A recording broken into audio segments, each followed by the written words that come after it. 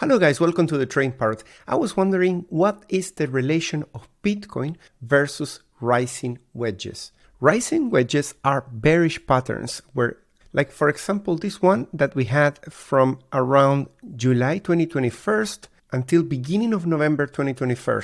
The expectations of a rising wedge is that you're gonna fall all the way to the bottom of the rising wedge. In this case, the rising wedge started from a bottom of 28 point something, and people were thinking, no, impossible that we're gonna hit that target. But we can see if we follow this green line that eventually around May 2022 we finally hit that target. Then if you remember as well, we had a pretty decent dead cat bounce to 48k around this area of the bear market. That was also a rising wedge, and again we broke down to the downside, and much more quicker than before we hit the target of 33k.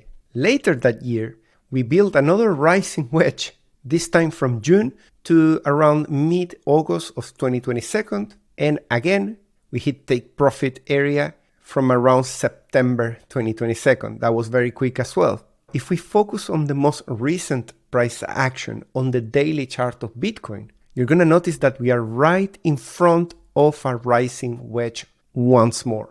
Now the target of this rising wedge is around 21,000. Is that impossible that we do that? Absolutely not.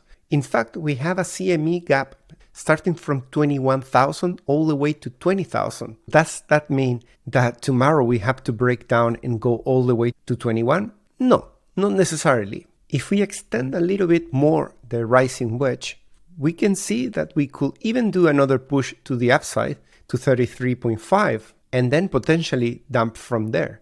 If we did that, that will be a dump of 37%. In all bull markets, we get corrections like that. That's absolutely something doable for Bitcoin. If we broke down right now, that will be only a 26% to the downside. In no way I'm saying that this has to play. I'm just saying that looking at the daily chart for the past 3 years, there has never been a rising wedge that doesn't break down to the downside and it does not reach the full bearish price target.